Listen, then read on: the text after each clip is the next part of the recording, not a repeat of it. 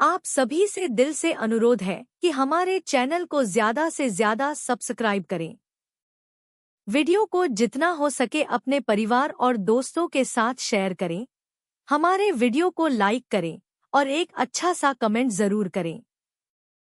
हम आपके लिए रोज़ इतनी मेहनत करते हैं, तो आपको हमें सपोर्ट करना चाहिए। अगर आप अपने दादा दादी और मम्मी पापा से प्यार करते हैं, तो चैनल को सब्सक्राइब करें और हमें अपना प्यार और सपोर्ट दिखाएं। ईपीएस न्यूज़ अब हर महीने मिलेगी 7,000 से ज्यादा पेंशन, कर्मचारियों की चमकी किस्मत। अगर आप प्राइवेट नौकरी में हैं और आपका पीएफ कटता है, तो ईपीएफओ की ईपीएस योजना आपके लिए है। इससे आपको हर महीने पेंशन मिलेगी। ईपीएस के तहत पेंशन प्राप्त करने के लिए कम से कम 10 साल की नौकरी और 58 साल की उम्र जरूरी है। पेंशन की गणना कर्मचारी की औसत सैलरी और सेवा के वर्षों के आधार पर होती है। अधिकतम पेंशन 7,500 रुपये और न्यूनतम 1,000 रुपये प्रति महीना है। क्या आपको पता है कि EPFO employees provident fund organisation के तहत हर महीने पेंशन का लाभ मिल सकता है? यदि आप किसी प्राइवेट संस्था में नौकरी करते हैं और आपका पीएफ प्रोविडेंट फंड कट रहा है, तो चिंता करने की कोई जरूरत नहीं है। ईपीएफओ ने पीएफ कर्मचारियों के लिए एक विशेष योजना ईपीएस एम्प्लॉयज पेंशन स्कीम चलाई है, जिससे आपको हर महीने पेंशन मिलने का प्रावधान है। ईपीएस योजना आपके बुढ़ापे का सहारा। ईपीएस योजना के तहत आपके बुढ़ापे के लिए आर्थिक सुरक्षा सुनिश्चित की जाती है। रिटायरमेंट के बाद आपको हर महीने पेंशन मिलेगी, जिससे आप आत्मनिर्भर बन सकेंगे और किसी पर निर्भर रहने की जरूरत नहीं पड़ेगी। लेकिन पेंशन प्राप्त करने के लिए आपको मौजूदा नियमों की जानकारी होना आवश्यक है, जिससे सभी कंफ्यूजन समाप्त हो जाएंगे। ईपीएस से जुड़ी महत्वपूर्ण बातें। यदि आप पीएफ कर्मचारी हैं और ईपीएस योजना का लाभ लेना चाहते हैं, तो आपको निम्नलिखित महत्वपूर्ण बातें जाननी होंगी। मिनिमम वेतन। ईपीएस के लिए आपका मासिक वेतन कम से कम 15,000 रुपये होना चाहिए। सेवा की अवधि। अधिकतम पेंशन के लिए 35 साल की सेवा आवश्यक है।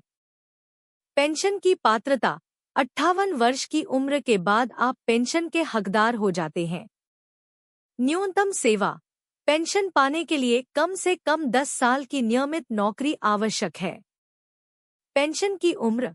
आप 50 वर्ष की उम्र के बाद भी पेंशन प्राप्त कर सकते हैं, लेकिन पहले पेंशन लेने पर पेंशन की राशि घट जाती है। Form 10D। पेंशन प्राप्त करने के लिए फॉर्म 10D भरना आवश्यक है। परिवार को पेंशन। कर्मचारी की मृत्यु के बाद परिवार को पेंशन का लाभ मिलता है। पेंशन की कैलकुलेशन का फॉर्मूला। आपकी पेंशन कितनी होगी, यह जानने के लिए एक सरल फॉर्मूला है। औसत सैलरी पेंशनेबल सेवा 70।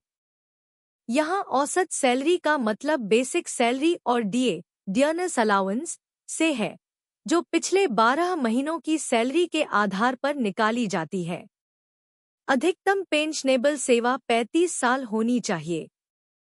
उदाहरण के लिए, यदि आपकी औसत मासिक सैलरी 15,000 रुपये है और आपने 35 साल की सेवा की है, तो आपकी पेंशन होगी 1150003570 प्रति महीना। न्यूनतम और अधिकतम पेंशन। न्यूनतम पेंशन 1,000 रुपये प्रति महीना। अधिकतम पेंशन 7,500 रुपये प्रति महीना। ईपीएफओ की ईपीएस योजना पीएफ कर्मचारियों के लिए एक सुनहरा अवसर है, जो बुढ़ापे में आर्थिक सुरक्षा प्रदान करता है। इस योजना का लाभ उठाने के लिए सभी आवश्यक नियमों और शर्तों की जानकारी प्राप्त करें और सुनिश्चित करें कि आप समय पर आवश्यक दस्तावेज जमा करें। इससे आप अपनी पेंशन की राशि को सही से कैलकुलेट कर सकते हैं और एक सुरक्षित भविष्य की योजना बना सकते हैं। पेंशनर्स के लिए बड़ी खुशखबरी। मोदी सरकार कर सकती है मिनिमम पेंशन में बढ़ोतरी की तैयारी, हो सकते हैं ये जरूरी बदलाव। मोदी सरकार ने ईपीएफओ के तहत न्यूनतम पेंशन को 1,000 रुपये से बढ़ाकर 9,000 रुपये करने की तैयारी की है। इसके अलावा रिटायरमेंट के समय आंशिक निकासी की अनुमति और ईपीएफओ सिस्टम को अधिक कुशल बनाने के लिए आईटी इंफ्रास्ट्रक्चर में सुधार किया गया है।